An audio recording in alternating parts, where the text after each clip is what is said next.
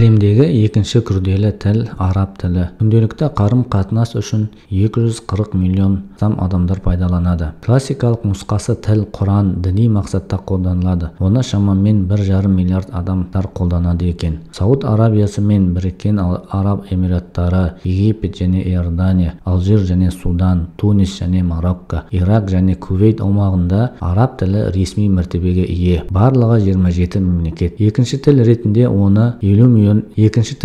оны 50 миллион адам пайдаланады. Араб тілінде 28 әріптердің көпшілігінің 4 нұсқасы бар. Осы орайда араб тіліне қатысты ең қызықты деген деректермен таныстыруды жөн көріп отырмыз. Бірінші, араб тілі қолданылу жағынан әлем бойынша 5-ші орында тұр. Екінші, араб тілі 27 елде ресми түрде мемлекеттік тіл деп танылған. Үшінші, әдеби араб тілімен қатар ауыз екі тілде пайдаланылатын 5 диалект топ бар. Төртінші, араб тілі ең таза, ең бай тілдердің бірі. Мұны әлем мойындаған. Бесінші, арабтар сөзі тура мәнде жұмсамайды. Оларда бос немесе түсініксіз сөздер жоқ. Алтыншы, егер араб тілін өзге тілге аударса, 2 есе көп мәтін шығады. Жетінші, әлем филологтары араб мәтіндерінің тура аударуға келмейтіндігіне әлі де таңғалады. Сегізінші, араб тілінде оңнан солға қарай жазылады. 9. Араб тілінде бас әріп деген жоқ. Есімдер мен жер су аттары да басқалардан ерекшеленіп жазылмайды. 10. Барлық тыныс белгілер төңкерілген түрде қойылады. 11. Араб тілінде түйенің түрін,